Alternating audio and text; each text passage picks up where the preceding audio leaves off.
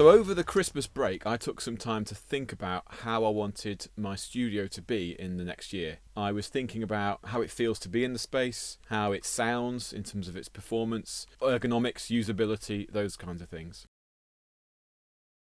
One of the key decisions I've made is something I've been thinking about for a long time, which is to change my interface. So I've been a long time user of the Universal Audio Apollo interfaces. And at the moment I've got two. I've got an Apollo 16 in, 16 out, and I've got a twin down there, which I use for the two mic pre's on it, and it's also portable.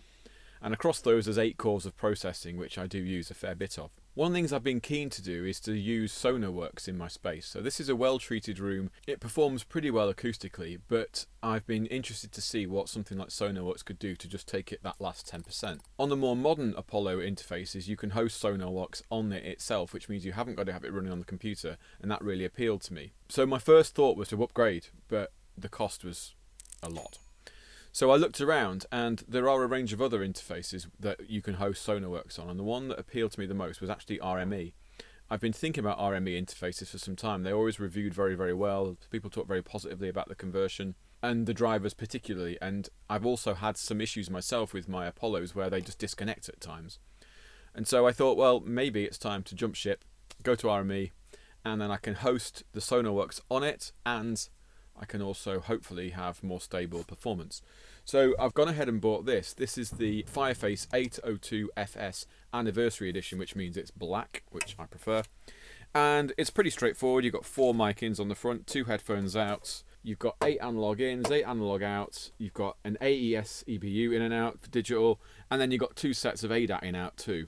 Now that's quite important because 8 in and out isn't enough.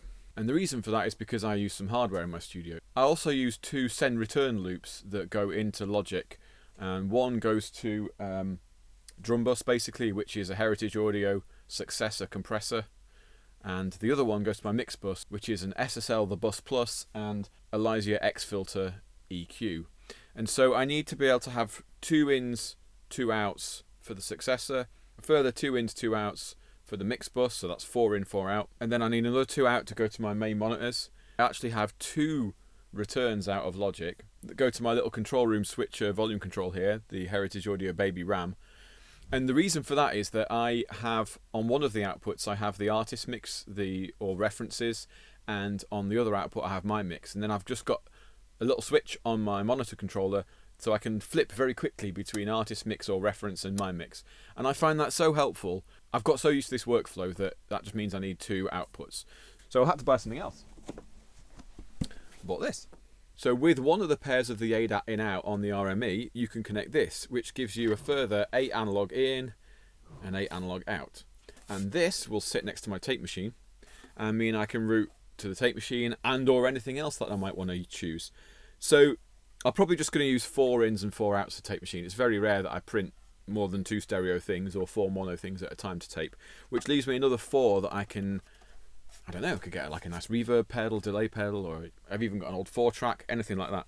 The RME is great quality for my monitors, and it gives the possibility for upgrade in the future because of the digital ins and outs, so this is a good place to start. The problem is now is that if I take my Universal Audio stuff away, I can't run their plugins anymore, so I've had to buy one other thing.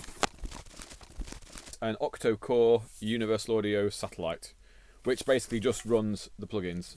So that's the hardware side of my setup changed, and the important thing is that it wasn't random, just shopping. I actually had a reason to change my interface and a reason to do the things I did.